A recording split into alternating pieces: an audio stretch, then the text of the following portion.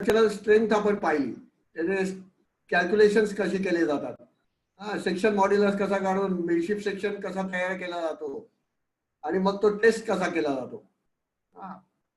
त्याच्यानंतर frame wise calculations कशी केली जातात, स्टीलचं वजन कसं काढलं जातं, 3D स्ट्रक्चरल मॉडेल आणि फायनाईट एलिमेंट अनालिसिस कशी केली जाते आणि ते मॉडेल टेस्ट कसं केलं जातं.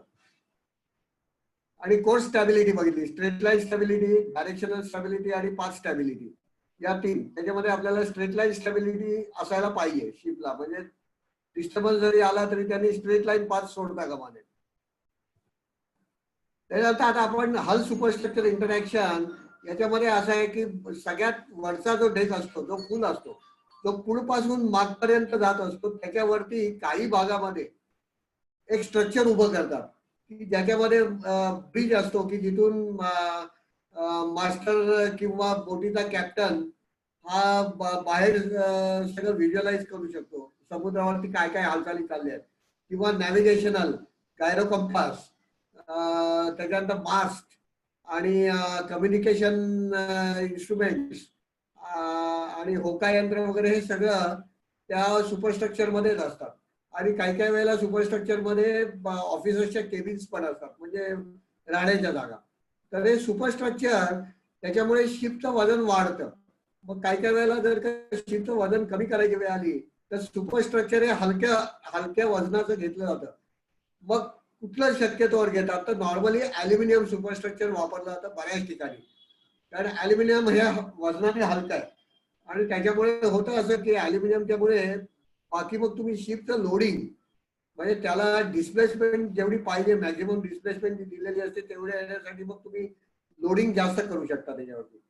पण आता काय होतं, स्टीलचं डेकवरती तुम्ही ॲल्युमिनियम सुपरस्ट्रक्चर लावणार, मग ॲल्युमिनियम आणि स्टील हे डिसिमिलर मटेरियल आहे, म्हणजे दोन्ही भिन्न मटेरियल असल्यामुळे ते एकमेकांना वेल्डिंगनी किंवा असे अटॅच करता येत नाही. मग त्याच्यासाठी वेगळी प्रोसेस असते की ॲल्युमिनियम सुपरस्ट्रक्चर वरती कसं घ्यायचं, स्टीलच्या वरती कसं जॉईन करायचं, मग त्याच्यामध्ये मेम्ब्रेन शीट टाकायची, त्याच्यानंतर ते वेगळं त्याला सोल्युशन मध्ये टाकायचं, काही काही वेळेला ॲल्युमिनियमच्या रिवेटिंगनी करायचं, किंवा वेल्डिंग डिसिमिलर मटेरियलचं हल्ली वेल्डिंग सुद्धा सुरुवात केलेली आहे. त्याप्रमाणे ते डिसिमिलर मटेरियलचं वेल्डिंग सुद्धा केलं जातं, पण ती आता लेटेस्ट स्टेज आहे. आता it depends on designer whether to design superstructure that would take up bending stress from hull. आता असं असतं की हल जे सगळं वरचं सुपरस्ट्रक्चरचे वजन असतं आणि हलचे जे वजन असतं, तर हलचं वजन म्हणजे मेन डेकला त्याला बेंडिंगचे स्ट्रेस येतात कधी पण वजनाने. तुम्ही जर बघाल तर स्वतःच्याच वजनाने, आता साधं एक उदाहरण घ्या की तुम्ही इलेक्ट्रिकचे पोल्स बघितले असतील. इलेक्ट्रिकच्या पोल्स वरती वायर, मुंबईमध्ये वायर इलेक्ट्रिकचे पोल्स वरतून दिसत नाही कधी, पण गावांमध्ये वगैरे वायर्स असे पोलवरती टाकलेले असतात. त्या वायर्स तुम्हाला कधी सरळ दिसणार नाहीत, त्या अशा, त्याला एक आपण म्हणतो ना झोल, किंवा त्याला कर्वेचर आलेला असतो मध्ये. हा कशामुळे येतो तर त्याच्या वजनाने आणि त्याचे जे स्ट्रेसेस असतात ते बेंडिंग स्ट्रेसेस आहेत, त्याच्यामुळे तो एक प्रकारचा त्याला कर्वेचर येतो. दोन कडेच्या बाजूला जर का तुम्ही हे अडकवल्यात, स्टीलच्या वायर्स अडकवल्या, तर मध्ये त्याला असा बाक येतो. तर हे बेंडिंग स्ट्रेसेस हे हलवरती येत असतात. It depends on designer whether to design superstructure that would take up bending stress from the hull, or whether to design one that is free from any interaction with hull, किंवा हलच्या interaction बरोबर असता कामा नये. Designing a 100% efficient superstructure would be possible. However, to increase superstructure efficiency, most ships have superstructure connected to the hull by means of bulkheads, transfer bulkhead under the deck, and webs that run continuously from hull superstructure at its forward aft ends. म्हणजे काय असतं, superstructure ची boundary जी असते त्याच्या खाली bulkheads असतात, किंवा म्हणजे काय पार्टिशन्स, किंवा मोठाले बीम्स किंवा गर्डरचं स्टिफनिंग असतं, त्याच्यामुळे ते सुपरस्ट्रक्चरचे स्ट्रेसेस घेतले जातात त्याच्यावरती. आणि हा सुपरस्ट्रक्चरचा हा भाग हा शिपवरती प्रत्येक याच्यावरती दिसतात. त्याच्यामध्ये इव्हन चिमणी सुद्धा, इंजिन रूम मधला धूर जो निघण्यासाठी, इंजिनचा धूर निघण्यासाठी चिमणी सुद्धा सुपरस्ट्रक्चर मधनं बाहेर काढलेली असते.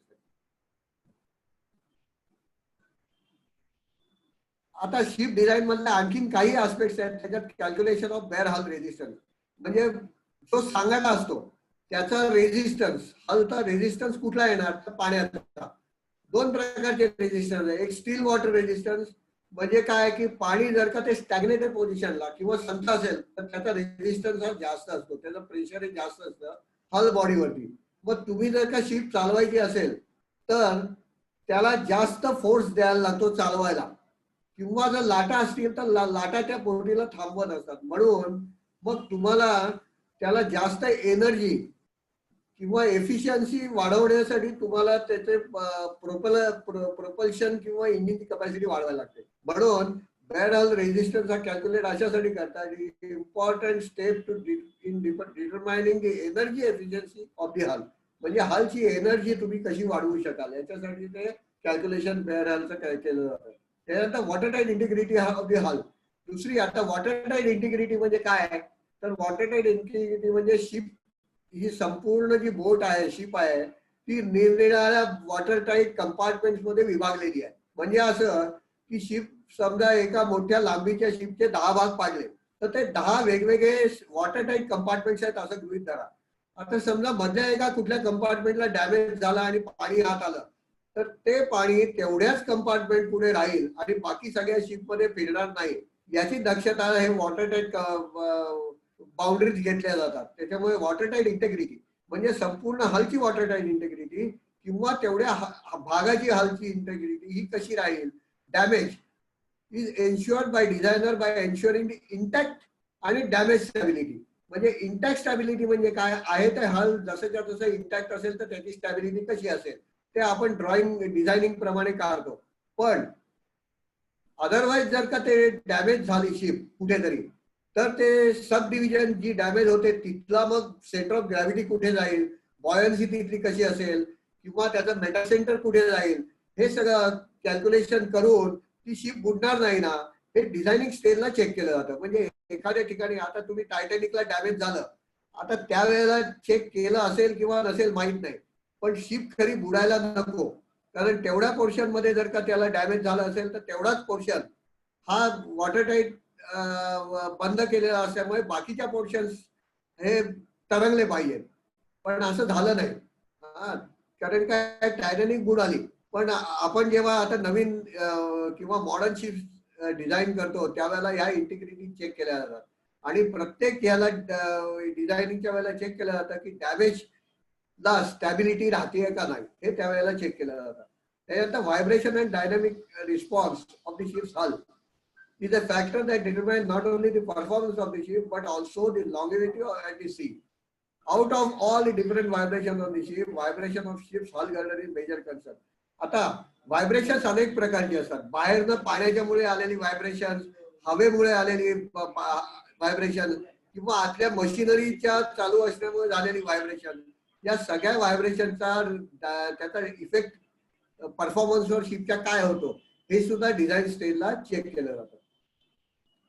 याच्यात जास्त खोलात आपण शिरूया नको, पण डिझायनिंग मध्ये काय काय आस्पेक्ट्स आहेत हे आणखीन त्यांनी दाखवलेलं आहे.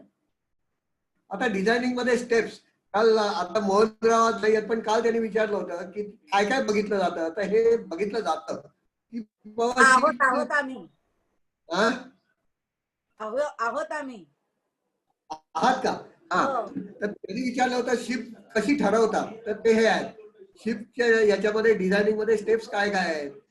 तर काय त्या शिप मध्ये काय कॅरी करायचं आहे हे ठरवलं जातं पहिलं. त्याच्यात शिपची मशिनरी काय असेल, त्याचा हॉल फॉर्म कसा असेल, त्याचं पॉवरिंग म्हणजे प्रोपल्शन कसं असेल, त्याची स्टॅबिलिटी कशी असेल, डिस्प्लेसमेंट किती असेल, त्याच्यानंतर मशिनरीचे अल्टरनेटिव्ह काही आहेत का, म्हणजे पॉवरिंग आणि प्रोपल्शन म्हणजे इंजिन आणि प्रोपेलरच्या काय अल्टरनेटिव्ह आहेत, efficient and effective weapon platforms, weapon types आणि कॉम्बिनेशन हे काय काय आहेत, त्याच्यामध्ये काय काय असायला पाहिजे किंवा काय काय आपल्याला ठेवायचे, आणि desire function and performance of vessel against perceived threat.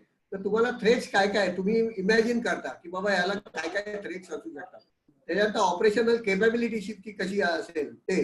त्याच्यानंतर कॉस्ट हा महत्वाचा भाग झाला. मालकाला काय पाहिजे असतं, मला पाहिजे तशी शिप इतक्या इतक्या किमतीत पाहिजे, एवढ्या किमतीत मिळाल्याची मतलब असतो. आणि मॅनिंग आणि ऑटोमेशन म्हणजे मॅनिंग म्हणजे किती माणसं त्याच्यावर राहणार. म्हणजे जर एखादी वॉरशिप घेतली तर त्याच्यावरती काय काय तुम्हाला ॲम्युनिशन असायला पाहिजे, काय काय गन्स असायला पाहिजेत, काय काय टॉर्पिडोज असायला पाहिजेत, किंवा किती माणसं.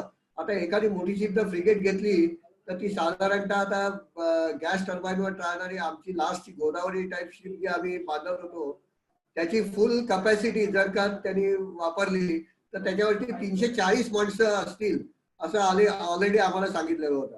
म्हणजे इव्हन ते वजन सुद्धा इमॅजिन करून ते घेतलं जातं. आता कसं घेतलं जातं, तर 340 माणसांचं 70 किलोच्या प्रमाणे वजन पकडतात साधारणतः. म्हणजे इतका टन वजन तेवढं वाढलं. मग ट्रेनिंग शिपच्या ट्रायलच्या वेळेला काय करतात, 340 माणसं भरतात असं नाही, तर तेवढं वजन ते डिस्ट्रीब्यूट शिप संपूर्ण शिपवरती डिस्ट्रीब्यूट करून तेवढं वजन ठेवलं जातं. म्हणजे असं समजतात की आता ही 340 माणसं शिपमध्ये आहेत. म्हणजे हे सुद्धा ऍक्च्युअली बघायला लागतं की बाबा तेवढं वजन आहे की नाही. म्हणजे फुल्ली लोडेड कंडिशन मध्ये एखादी वॉरशिप ज्यावेळेला ट्रायलला जाते त्यावेळेला जरी सगळ्या जरी आता कदाचित गन्स त्याच्यावर त्यावेळेला मिळालेल्या असतील नसतील किंवा नंतर फिट करायचे असतील, पण त्याच्या डबीज तिथे त्या वजनाच्या लावल्या जातात. आणि फुल लोड कंडिशन मध्ये जर का आता समजा 3000 टन वजनाची आहे तर टेस्टच्या वेळेला ट्रायलच्या वेळेला 3000 टन वजनाची शिप ही समुद्रात फिरते ट्रायल घेण्यासाठी म्हणून. ओके, तर हे डिझायनिंगच्या वेळेला हे सगळ्या गोष्टी बघितल्या जातात. आता हे डिझायनिंग कम्प्लीट झाल्यानंतर एक जनरल अरेंजमेंट ड्रॉइंग बनवलं जातं. जनरल अरेंजमेंट ड्रॉइंग म्हणजे शिपची जनरल अरेंजमेंट कशी असेल. जनरल अरेंजमेंट याचा अर्थ असा की शिपमध्ये किती डेक्स असतील, त्या डेक्सचे प्लान, किती कंपार्टमेंट्स असतील, ते सगळ्या कंपार्टमेंट म्हणजे आता 340 माणसं राहणार असतील तर 340 माणसाचे केबिन्स, त्यांची राहण्याची सोय कशी कशी असेल, त्यांची जेवणाची सोय कुठे असेल, त्यांचं जेवण बनवण्याची सोय कुठे असेल, ज्याला गॅली म्हणतात ती गॅली कुठे असेल, त्यांच्या वॉशरूम्स कुठे असतील, त्याच्यानंतर त्या याच्यासाठी लागणारे सिवेज ट्रीटमेंट प्लांट कुठे असायला पाहिजे, त्याच्यानंतर याचं इंजिन कुठे असेल, बॉयलर कुठे असेल, प्रोपेलर शाफ्ट किती लांबीचा असायला पाहिजे, त्याच्यामध्ये टँक्स कुठले कुठले असायला पाहिजेत आणि ते कुठे असायला पाहिजेत, त्याच्यानंतर मशिनरीचे अरेंजमेंट कुठे कुठे असायला पाहिजे, हे सगळं जनरल अरेंजमेंट ड्रॉइंग वरती ऍक्च्युअल दाखवलं जातं ड्रॉइंग काढून की हे गोष्टी इथे असायला पाहिजे. मग त्याचा अँकर कुठे असायला पाहिजे, अँकरच्या साठी अँकर ओढण्यासाठी वगैरे विंच, विंडलास, कॅप्स्टन, हे जे काही यंत्र आहेत ही यंत्र कुठे बसवायला पाहिजे ते सगळं लिहिलं जातं. सुपर स्ट्रक्चर एन्क्लोज ब्रिज कुठे असायला पाहिजे. आणि वॉरशिपचं सगळ्यात महत्वाचं आपण हार्ट म्हणून त्याचं हार्ट कुठे असतं तर त्याला ऑपरेशन रूम म्हणतात. ऑपरेशन रूम मध्ये म्हणजे सगळं त्याचं कॉम्प्युटराइज सिस्टीम सगळ्या तिथे बसवलेल्या असतात की ज्या तुम्हाला काय त्याला म्हणून सगळ्या तुम्हाला गायडन्स देत असतात कुठल्या प्रकारे कशा प्रकारे. त्याच्यामध्ये सुतार असतं, रडारचे इक्विपमेंट्स असतात आणि कंट्रोल त्याचा म्हणजे ब्रेन त्याचा आहे असतो कुठे तर एन्क्लोज ब्रिजला म्हणजे वरती सुपरस्ट्रक्चरला. पण ऑपरेशन रूम ही नेहमी खालच्या बाजूला असते. हा, तर ती कुठे असायला पाहिजे म्हणजे इंजिन टँक्स कुठले कुठले टँक्स म्हणजे त्याच्यामध्ये आता इंजिन ऑइल टँक लागणार, लूब ऑइल टँक लागणार, फ्रेश वॉटर टँक लागणार, बलास्ट टँक लागणार, आणखीन ॲव्हकॅट टँक लागणार. समजा जर का तुमचं हेलिकॉप्टर असेल तर एव्हिएशन ऑइल जे असतं ते ॲव्हकॅट ऑइल ते लागणार. मग अशा अनेक प्रकारचे फ्लुइड्स त्याचे टँक्स कुठे कुठे बसवायचे हे सगळं हे ऍक्च्युअली जनरल अरेंजमेंट ड्रॉइंग वरती दाखवलं जातं. But top side arrangement including antenna arrangement. मग आता हे कम्युनिकेशन अँटेना कुठे असेल, combat system, equipment locations and weapon firing area, men and auxiliary machinery space arrangement. आता मेन मशिनरी म्हणजे कुठली तर इंजिन, बॉयलर आणि प्रोपेलर वगैरे. आणि ऑक्झिलरी मशिनरी म्हणजे कुठली, त्याला लागणारे इन्सिडेंटली जे काय मशिनरी आहेत ते म्हणजे जनरेटर आला, इलेक्ट्रिसिटी जनरेट करणारी, एअर कंडिशनिंग सिस्टीम चालवायला एअर कंडिशनर सिस्टीम आली. हा, त्याच्यानंतर ऑइल मुवमेंटसाठी तुमचे पंप्स आले. असे अनेक अनेक छोटे छोटे मशिनरी असतात त्याला ऑक्झिलरी मशिनरी. मग त्यांचे स्पेसेस आणि अरेंजमेंट कुठे कुठे असेल, इंजिन रूम मध्ये काय काय असेल हे सगळं त्याच्यात दाखवलं जातं. त्यानंतर कमांड अँड कंट्रोल कंपार्टमेंट. मग आता हे कमांडिंग कंपार्टमेंट कुठे असतील, बेसिकली ते ब्रिज मध्ये असतात. That is called an enclosed bridge and operation room. आता ऑपरेशन रूम ही खाली असते आणि एन्क्लोज ब्रिज हा सुपर स्ट्रक्चर वरती असतो. आणि हे नॉर्मली सगळ्या वॉरशिप्स मध्ये फिक्स असतं कारण ऑपरेशन रूम ही फार डेलिकेट आणि त्याच्यामध्ये सहसा कोणाला जायला परवानगी नसते आणि जे व्यक्ती त्या ऑपरेशन रूम मध्ये कन्सोल्स जे चेक करत असतात किंवा ज्याच्यावरती डाटा कलेक्ट करत असतात ते सगळे दे आर ऑल एक्सपर्टायझेस. त्याच्यानंतर वेपन कंपार्टमेंट कुठे असतील म्हणजे टॉर्पेडो ठेवणार कुठे तर टॉर्पेडो स्टोरिंग अरेंजमेंट एक असते की तिथे टॉर्पेडोज ठेवले जातील. मशिनरी किंवा मिसाईल स्टोरेज अरेंजमेंट असते तिथे मिसाईल्स ठेवले जातात. तर वेपन्स कंपार्टमेंट कुठे कुठे असतील. फ्लाईट डेक अँड हँगर द्यावर म्हणजे आता युद्धनौकांवरती मोस्टली आपल्या एअरक्राफ्ट आणि हेलिकॉप्टर्स असतात. आता ते हेलिकॉप्टर ठेवायचं कुठे असं हवेत तर ते उतरल्यावर तिथेच कधी ठेवलं जात नाही. ते हँगर मध्ये जातं. जसे आपण एअरपोर्ट वरती बघतो की विमान उतरल्यानंतर नंतर ते हँगर मध्ये दिलं जातं. तसंच बोटीवरती हँगर्स पण असतात. तर मग त्या हँगरचा लेआउट तो कुठे असेल अशा अनेक गोष्टी या जनरल अरेंजमेंट ड्रॉइंग वरती मग दाखवल्या जातात आणि मग ते अप्रूव्ह केलं जातं जनरल अरेंजमेंट ड्रॉइंग. म्हणजे काय झालं तर आपल्याला मालक सांगतो की मला बोट कशी पाहिजे, मला त्याच्यावर काय काय पाहिजे, माझ्या बोटीची कॉस्ट किती पाहिजे, माझ्या बोटीची डिस्प्लेसमेंट म्हणजे किती टन त्यांनी वजन असायला पाहिजे हे सांगितल्यानंतर आपण करतो डिझाईन करतो. हे डिझाईन केल्यानंतर त्याचं आपण काय बघतो तर एक मॉडेल टेस्टिंग करतो, 3D मॉडेल टेस्टिंग करतो आणि हे सगळं ओके झाल्यानंतर मग आपण त्याचा जनरल अरेंजमेंट ड्रॉइंग बनवतो आणि त्याच्यावरती आपण सगळ्या गोष्टी दाखवतो की कुठे कुठे काय काय असायला पाहिजे. ओके. आता नेक्स्ट स्टेज काय असते तर इंजिनिअरिंग डेफिनेशन म्हणजे प्रत्येक कंपार्टमेंटची वेगवेगळी अरेंजमेंट कशी असेल. म्हणजे आता तुम्ही एक कंपार्टमेंट घेतलं काय तर समजा की माझ्या याच्यामध्ये हेलिकॉप्टर हँगर आहे हा शिपवरती किंवा वॉरशिपवरती हेलिकॉप्टर हँगर आहे आणि तिथे मी हेलिकॉप्टर ठेवणार आहे. आता ते हेलिकॉप्टर मी ठेवणार म्हणजे ते तसंच्या तसं नुसतं राहणार का नाही. तर एका हँगर मध्ये आल्यावर त्याला लॅशिंग करायला लागतं. त्याच्यानंतर हेलिकॉप्टरच्या लागणाऱ्या ज्या ज्या गोष्टी आहेत त्या हेलिकॉप्टर हँगर मध्ये कुठे कुठे ठेवायच्या, त्या कशा ठेवायच्या, त्याचे सीट्स कशा असणार म्हणजे जर का इक्विपमेंट्स असतील. आता फायर होज हेलिकॉप्टर हँगर मध्ये जरुरी आहे. फायर होज प्रत्येक ठिकाणी जरूर आहे. मग तो होज कुठे असेल, मग ते होज रील कसं असेल, ते होज रील त्या बल्केड वरती किंवा शेल वरती लावायला जागा कशी, मग त्याची सीट कशी असायला पाहिजे. त्याच्यानंतर टॉर्पेडोज असतील तर ते टॉर्पेडोज तुम्ही लॅशिंग कसे करणार. नाहीतर काय बोट हलताना टॉर्पेडोज इकडे तिकडे पडतायत असं चालत नाही. मग त्याचं तुम्ही फिक्सिंग अरेंजमेंट म्हणजे काय टॉर्पेडो कंपार्टमेंट मध्ये टॉर्पेडोज ठेवून ते हलणार नाही. पुन्हा टॉर्पेडोज काढण्यासाठीची अरेंजमेंट कशी असेल. आता एखादी माणसं राहण्याची जागा असेल समजा आता आपण त्याला म्हणतो आपण बंक एरिया म्हणतो हा क्रू राहणार आहे. आता एका ह्याच्यामध्ये 16 सेलर क्रू कंपार्टमेंट म्हटला तर 16 जण ते कशी राहणार. मग कशी राहणार म्हणजे मग त्याच्यामध्ये 3 टायर बंक्स कसे असतील, 2 टायर बंक कसे असतील, त्या बंक्सची अरेंजमेंट कशी असेल, मग त्याची हेडरूम किती असेल, त्यांना राहायला झोपण्यासाठी त्यांना पिलो असणार, त्यांच्यासाठी गादी असणार, त्यांच्यासाठी पांघरुण असणार हा त्याच्यानंतर पिलो कव्हर्स असणार, त्याच्यानंतर तुमच्या त्या गादीला कव्हर असणार. ही सगळी अरेंजमेंट आणि त्याची लिस्टिंग करायला लागतं की हे सगळं त्याच्यात असायला पाहिजे. त्यानंतर इव्हन ते एवढं पण त्या कंपार्टमेंट मध्ये दाखवतात तिथे वॉश बेसिन असायला पाहिजे, त्याच्यामध्ये तुम्हाला इव्हन आरसा असायला पाहिजे. म्हणजे इतकं डिटेलमध्ये प्रत्येक कंपार्टमेंट मध्ये काय काय असायला पाहिजे हे कंपार्टमेंट वाईज सगळं प्रत्येक कंपार्टमेंटचा वेगळा कंपार्टमेंट प्लॅन बनवला जातो. त्याच्यानंतर काय मेनली काय आपले टँक्स तळात असतात आणि त्याच्यापासून निरनिराळ्या ठिकाणी फ्युएल किंवा फ्लुइड्स हे वाहत असतात. ते वाहण्यासाठी पाईपलाईन्स असतात. मग त्या पाईपलाईन्स कुठूनही कशाही जातात. मग इव्हन त्या कंपार्टमेंट मधनं सुद्धा जातात.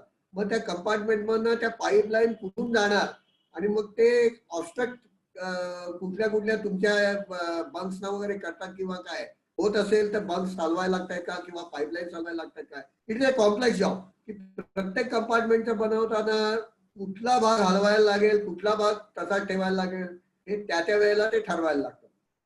Analysis and model testing of weapons performance, ship structure, noise, vibration, hydrodynamic, weight and stability assessment. हे सगळं नंतर सगळं त्याच्याप्रमाणे मी जसं सांगितलं मॉडेल टेस्टिंग प्रत्येक याचं वेगवेगळं केलं जातं. सुरुवातीला जे मॉडेल टेस्टिंग डिझाईनला केलं ते शिपचं केलं हलचं. आता हे केलं हे प्रत्येक वेपन्सचं सेपरेटली केलं, स्ट्रक्चरचं सेपरेटली केलं, noise vibration hydrodynamic weight stability assessment separately केली.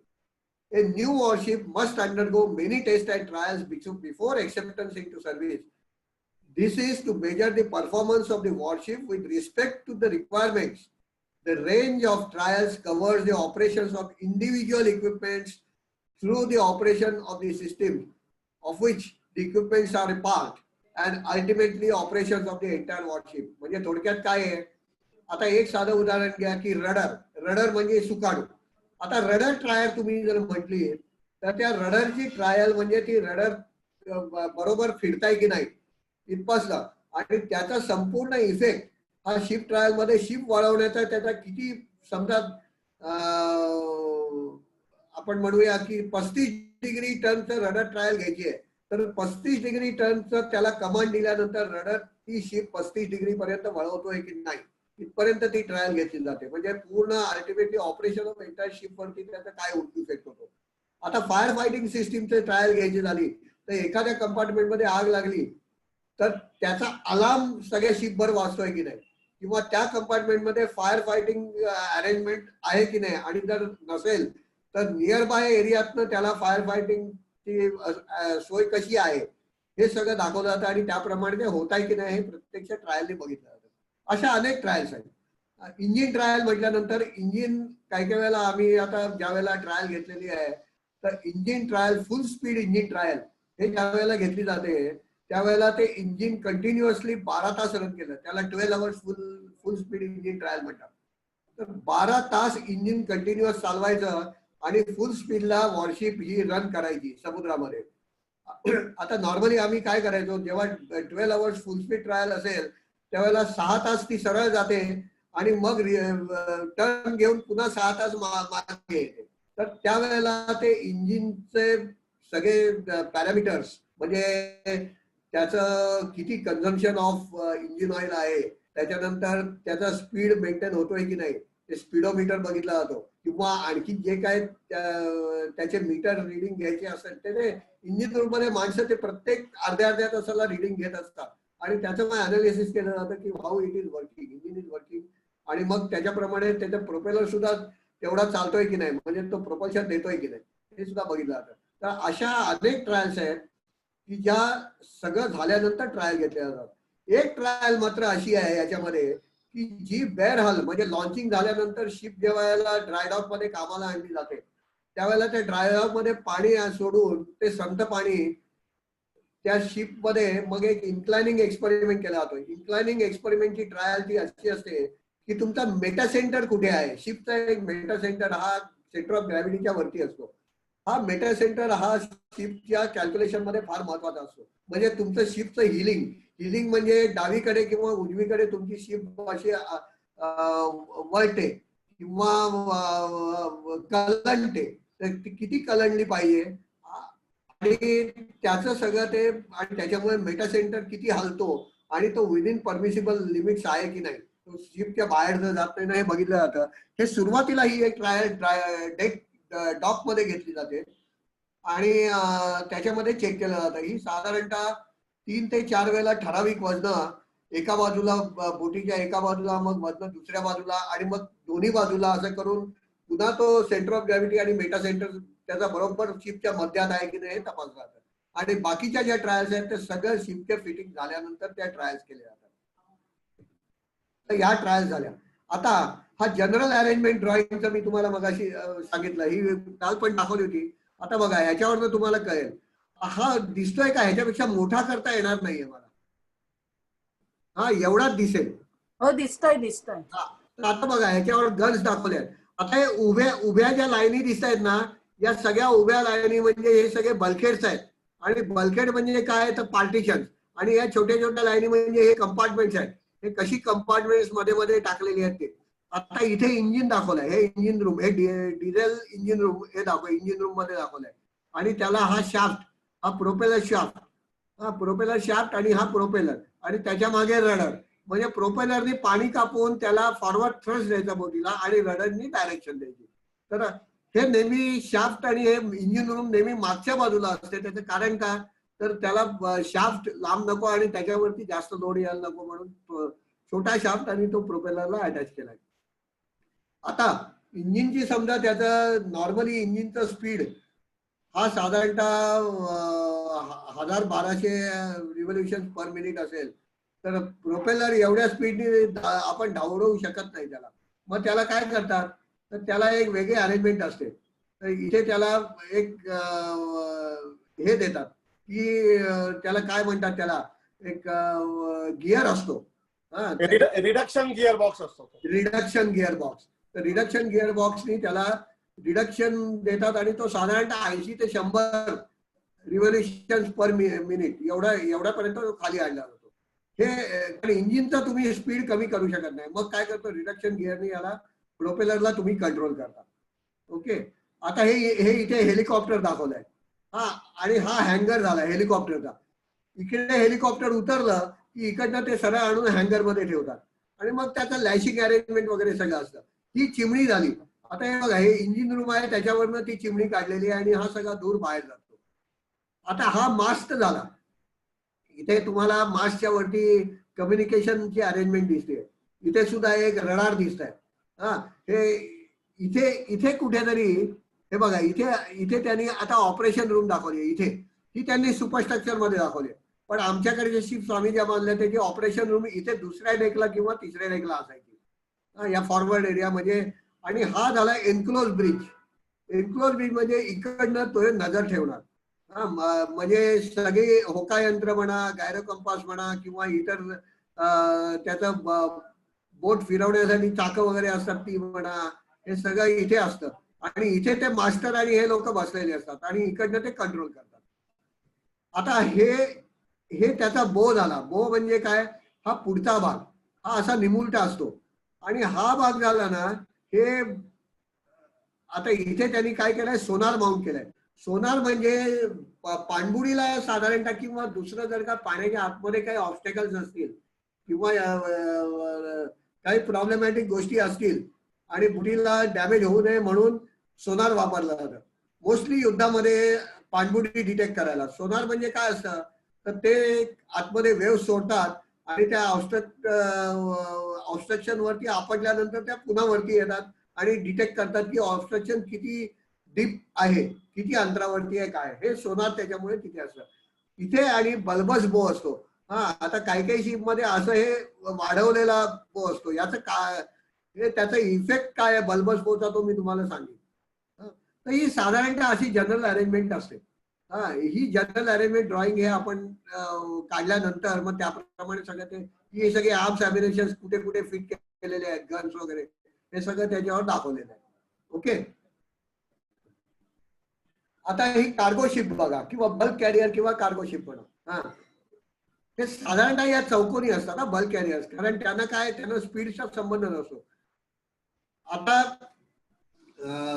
युद्ध नौका साधारणतः 30 नॉटिकल माइल्स मी म्हटलं जातात आणि ह्या साधारणतः 10 नॉटिकल माइल वगैरे एवढ्याच जातात. याच्यापेक्षा जास्त जात नाही, कारण त्या हेवीली लोडेड असतात. जवळजवळ 60,000-70,000 लाख टनापर्यंत वजनाच्या डिस्प्लेसमेंटच्या या बोटी असतात. त्यांच्यात होल्ड्स असतात. हा होल्ड, हा होल्ड, हा होल्ड, म्हणजे इथे सगळं कार्गो ठेवलेला असतो. हे सगळे होल्ड्स असतात आणि इकडे मशिनरी रूम म्हणजे इंजिन आणि त्याला लगेच प्रोपेलर. बाकी अरेंजमेंट अशीच असते. मास्ट आहे ते, आणि ह्याचा इथे एन्क्लोज ब्रिज इथे आला आणि इकडे वरती मास्ट आला, त्या अँटेना आला, इथे फनेल आलं, इथे क्रेन आली आणि इथे त्याचे हे हा फॉरवर्डला एक कॉफर डॅम किंवा याला एक इथे कोलिजन बल्केड असतं. हे मी मगाच्या ह्याच्यात पण दाखवतो. हा, इथे हे कोलिजन बल्केड आहे. हा, याचा कारण काय, कोलिजन बल्केडचा उपयोग काय आहे हे मी तुम्हाला नंतर ज्या वेळेला टर्म्स कंडिशन आपण टर्म्स जेव्हा दाखवू शिपिंगच्या त्यावेळेला देतो. तर हे 2 प्रकारच्या बोटींचं मी हे दाखवलं. या बोटींवरती बाकी काय नाही, फक्त होल्ड्सच असतात. आता हे साधारणतः तुम्हाला कळण्यासाठी हे स्ट्रक्चर कसं असतं शिपचं, तर हे बाहेरचं शेल झालं, हे सगळं शेल झालं म्हणजे ही बाहेरची प्लेट झाली. म्हणजे हा बाहेरचा एवढी लांबी, ही रुंदी, ही उंची आणि ही अशी डीप लांबी, ही लांबी आता दिसत नाहीये, फक्त उंची आणि रुंदी दिसते. आणि त्याला हे स्टिफनिंग झालं. हा, हे स्टिफनिंग आहे, कारण नुसता पत्रा तो वेडा वाकडा होणार, मग त्याला एवढं स्टिफनिंग. आणि इथे हे जो म्हणतो ना आपण शिप स्टेडी का राहते तर कीलमुळे, हा भाग आहे याला कील म्हणतात. हा कील म्हणजे त्याला फॅब्रिकेटेड उभा स्टीलचा जाडा प्लेट असते आणि त्याच्यावरती एक आडवी प्लेट असते. हा सिंगल कील झाला.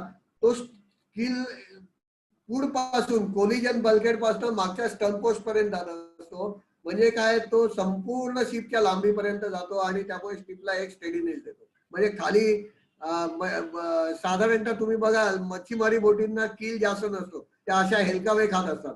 तशा या बोटी हेलकावे खात नाहीत तसा. आणि हे सगळं स्टिफनिंग वगैरे जे आहे ते शिप कन्स्ट्रक्शन आपण म्हटलं ना स्कॅन्टलिंगचं कॅल्क्युलेशन केलं जातं. म्हणजे गर्डर्स बीम्स वगैरे हे सगळे तपासले जातात. ते हे सगळे स्टिफनिंग आहे. आता हा दुसरा मी प्रकार मुद्दाम दाखवलाय, हा बॉक्स टाईप कील आहे. हे कील लेईंग म्हटलं जातं. हे बघा ही लांबी म्हणजे एक युनिट हे एवढं लांब असं आहे. हे युनिट इथे कन्स्ट्रक्शन करतायत. हा तिथे हा झाला कील, बॉक्स टाईप कील. हा बॉक्स टाईप कीलची उंची किती असते, तर एक माणूस सरळच्या सरळ चालू शकेल एवढी उंची असते. आणि हे साधारणतः टँक्स मधले पाईप्स वगैरे रन करण्यासाठी आणि याच्या वरती या कीलच्या वरती सेकंड याला त्यांनी जे होल्स दिले आहेत ते लाइटनिंग होल्स आहेत. म्हणजे वजन जास्त वाढू नये म्हणून दिलाय. पण बॉक्स टाईप कील हा मोस्टली वापरला जातो एक तर स्टेडीनेस ऍट दी सेंटर, शिपच्या सेंटरला स्टेडीनेस येण्यासाठी.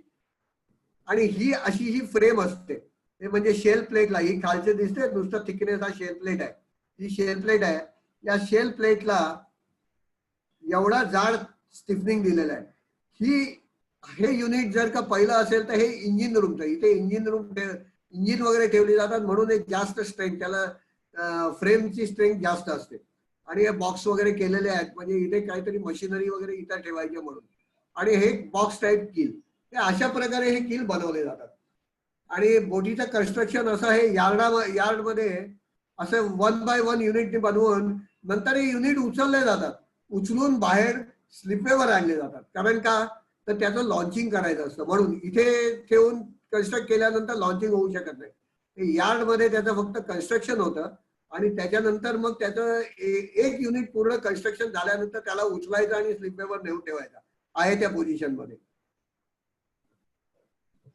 आता आपण येऊया स्ट्रक्चर रिलेटेड नॉमेनक्लेचर वरती. म्हणजे शिपचं काय काय नॉमेनक्लेचर आहे. तर आता हे जर बघितलं तर पहिलं बघूया इथे लेंथ बिटवीन परपेंडिक्युलर. परपेंडिक्युलर्स म्हणजे शिपच्या हॉलला जिथे वॉटर लाईन कट करते फॉरवर्डला आणि आफ्टला, तिथले परपेंडिक्युलर काढल्यानंतर लेंथ बिटवीन परपेंडिक्युलर. हे लिंक बिटवीन परपेंडिक्युलर हा शिपच्या कॅल्क्युलेशन मधला एक मोठा भाग आहे. हे आधी ठरवलेलं की लेंथ बिटवीन परपेंडिक्युलर काय असायला पाहिजे. त्यानंतर लेंथ ऑन वॉटर लाईन म्हणजे काय आहे, ही वॉटर लाईन इथे शेवटी कुठे कापली जाते शेलला तिथे, आणि इथे फॉरवर्डला जिथे कापली जाते तिथे, that is length on water line. आणि लेंथ बिटवीन परपेंडिक्युलर हे घेतले जातात ते वॉटर लाईन ही स्टर्न पोस्टला जिथे एंडला कापली जाते तिथे, after side of rudder post और सेंटर लाईन ऑफ रडर पिंट्रिक्स. म्हणजे रडरचा जो बार असतो त्याच्यामधनं जाणारा त्याच्यापर्यंत घेतली जाते. आणि लेंथ ओव्हरऑल म्हणजे शिपच्या शेवटच्या टोकापासून, पहिल्या टोकापासून शेवटच्या टोकापर्यंत. आता मी जसं म्हटलं ना बल्बस बो, हा बल्बस बो म्हणजे असा तो त्याला प्रोट्रुडिंग एक मोठा गोळ्याचा आकार पुढे दिलेला असतो. हा का दिलेला असतो, तर एकदम जर का फ्रंट एज जर नॅरो असेल तर त्याने जे पाणी कापलं जातं ते शिपच्या बाजूनीच जाऊन नंतर ते प्रोपेलरच्या इथे ते मग त्या लाटा जातात आणि प्रोपेलरला जास्त लोड येतं आणि तेवढं मग स्पीड घेण्यासाठी जास्त त्याला तुम्हाला हे द्यायला लागतं, काय त्याला म्हणू आपण, वर्क करायला लागतं प्रोपेलरला. मग ते थांबवण्यासाठी हा मोठा बल्बस बो दिला जातो. हा बल्बस बो म्हणजे दिल्यानंतर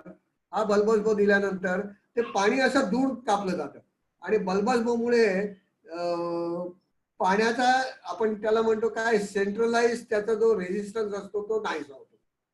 त्याच्यानंतर इथे जिथे बोटीचा मध्यभाग आहे तिकडनं ह्याला एक अप्पर डेक हे देतात, शिअर देतात, त्याला शिअर म्हणतात.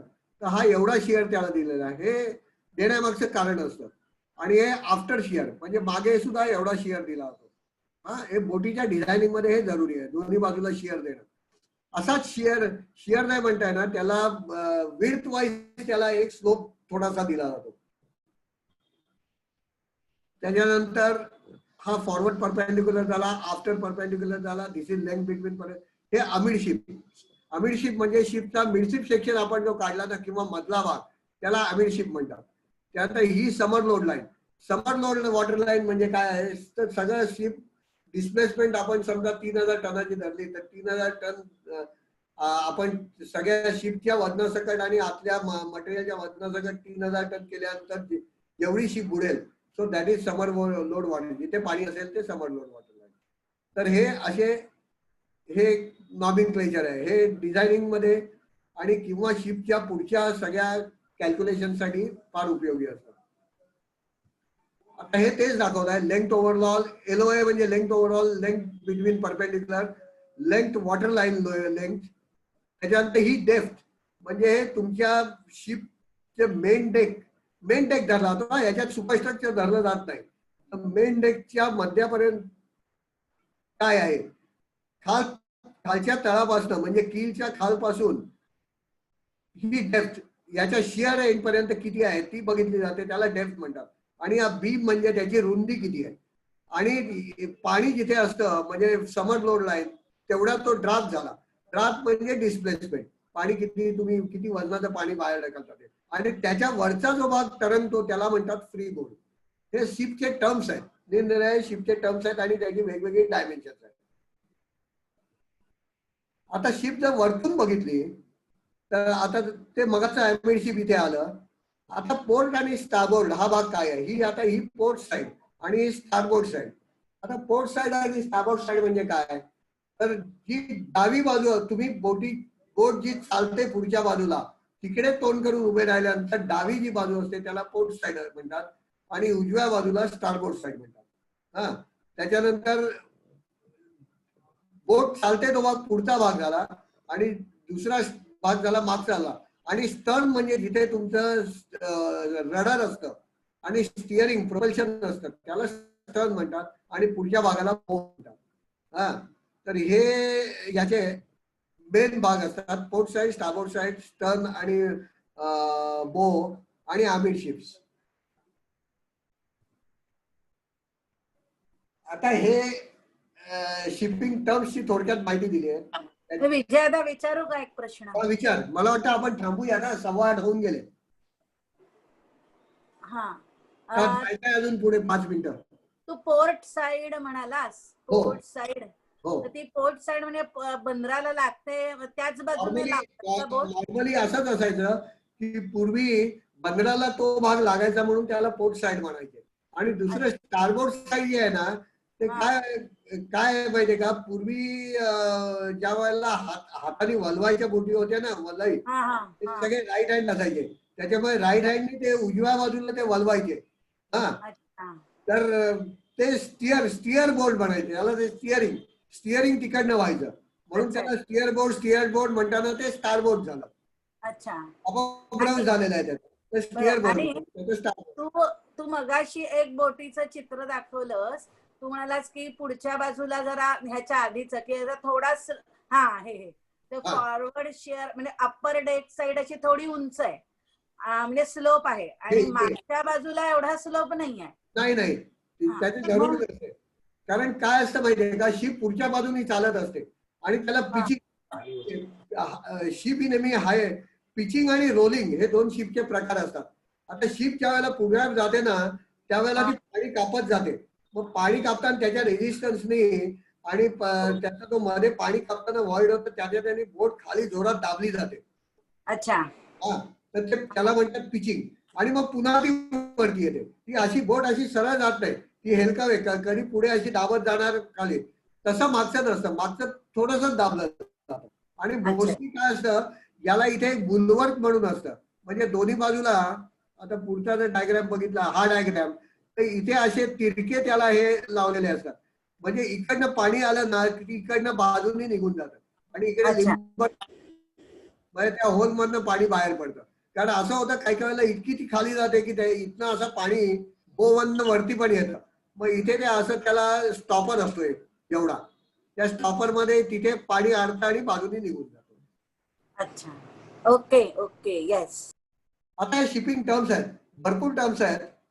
मला वाटतं तुम्हाला एवढं वाचायचं आहे का? म्हणजे इंटरेस्ट असेल तर मी वाचून दाखवतो. कारण ते खूप बारीक दिसतंय अरे. हे आणि मी तुम्हाला जे आता फिगर दाखवले आहेत ना, या त्यातल्या त्या टर्म्स आहेत. म्हणजे अमिडशिप म्हणजे काय, बो म्हणजे काय, बल्बस बो म्हणजे काय. आता बल्बस बो फक्त मी वाचून दाखवतो, कारण तो गोळा मी तो पुढे म्हटला होता ना, त्याचं म्हणजे महत्वाचं काय आहे ते मी सांगतो. It is a protruding bulb at the bow front side of the ship just below the water line. The bulb modifies the way of the water flow around the hull, reducing drag, thus increasing speed. म्हणजे fuel efficiency increase करायला, this improves fuel efficiency and stability. Large ships with bulbous bow generally have 12 to 15% better fuel efficiency than similar vessels without them. A bulbous bow also increases the buoyancy of the forward part, hence reduces the pitching of the ship for to a smaller degree. म्हणजे मी जे मगाशी म्हटलं की bulbous बो कशासाठी पाणी लांब करण्यासाठी, त्याच्यामुळे त्याची फ्युएलची एफिशियन्सी वाढते आणि स्टॅबिलिटी पण वाढते. आणि दुसरी गोष्ट म्हणजे इट रिड्युसेस पिचिंग. बल्बस बो मुळे पिचिंग रिड्यूस असतं आणि त्याच्यामुळे त्याचा स्पीड पण वाढतो. हे त्याचं बल्बस बो.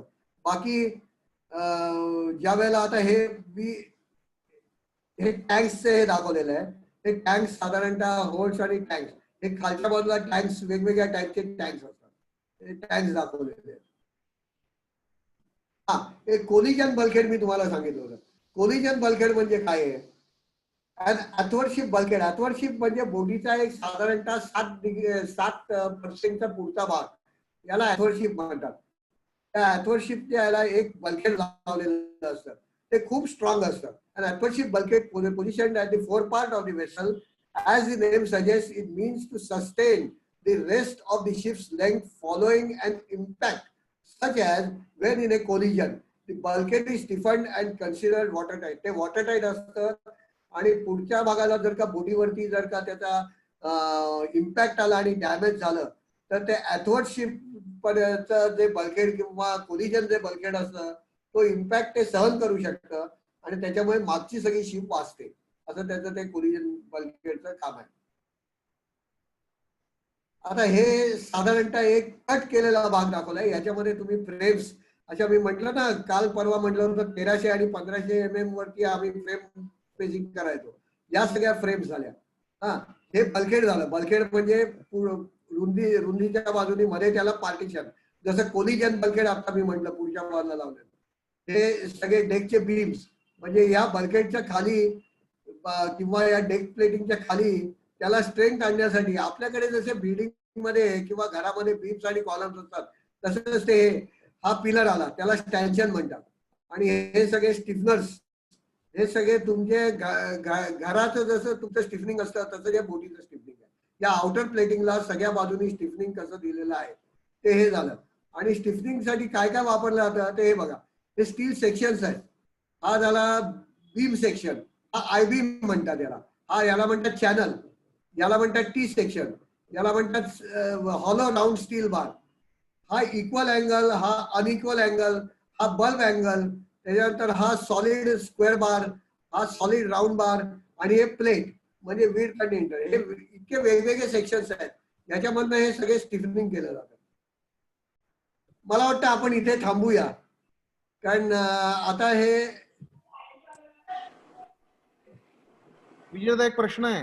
हा बोल. असं म्हणतात की प्लास्टिक किंवा नवीन प्लास्टिक जी आहे ती स्टील पेक्षा 2.5 पटीने स्ट्रॉंग आहेत. हो, तर मग शिप डिझाईन मध्ये का नाही प्लास्टिक्स वापरत? कारण काय? नाही, ते जरी स्ट्रॉंग असले ना तरी ते वॉरशिप्सचा वापरून उपयोग होत नाही. कारण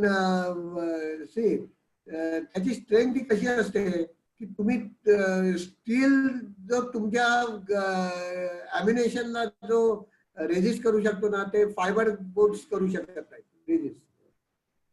ह्या ज्या फायबर बोटी किंवा तुम्ही ज्या हॉवरक्रॉफ्ट म्हणता किंवा आता ज्या प्लास्टिक म्हणता स्टिफन प्लास्टिक, या सगळ्या बोटी आहेत ना, या तुमच्या रिक्रिएशनल बोटींसाठी उपयोगी पडतात. But it is not. कारण 7,000 टनाचं वजन किंवा त्याच्यापेक्षा जास्त वजन आणि तुमचं सगळं वॉरशिपचं जे ऍप्स अमिनेशन आणि त्याचा इम्पॅक्ट हे स्टीलच घेऊ शकतं. फायबर स्ट्रॉंग असलं ना तरी त्या इम्पॅक्टचा आता त्याचं टेम्परेचर जवळजवळ जातं 700 ते 800 डिग्री टेम्परेचर पर्यंत त्या मिसाईल सोडल्यानंतर. तुम्ही आजचं लॉन्चिंग बघितलं असेल, त्याचा जर ज्वाळा असतात तर त्या किती टेम्परेचर देत असतील, बरोबर आहे ना. ते टेम्परेचर तेवढं घ्यायला इट इज हे एवढं सोपं नसतं ते. आणि टेम्परेचर हे स्टील विस्टँड करू शकते. दुसरा एक पॉइंट म्हणजे की एवढ्या स्ट्रेंथचं प्लास्टिक बनवण्याची कॉस्ट आणि स्टीलची कॉस्ट याच्यामध्ये पण खूप फरक असणार. कॉस्ट मध्ये फरक पडणार, कारण तुम्ही फायबर जर घेतला तर कॉस्ट खूप कमी होईल. खूप पण वॉरशिप्स ना ते उपयोगीच नाहीये. नाही फायबरचं मी म्हणत नाही, पण स्टीलची जी स्ट्रेंथ आहे त्या स्ट्रेंथचं जर तुम्ही प्लास्टिक बनवायचं घेतलं तर I think that will be more costlier than steel. असू शकेल, कारण ते स्टील समजा आता मी म्हणतो शेलची प्लेट खाली 12 mm थिकनेसची शेल प्लेट घेतली तर ते फायबरला कदाचित 25 mm थिकनेसचं घ्यायला लागेल सॉलिड. एक्झॅक्टली असू शकेल. या हीट हा पॉइंट असू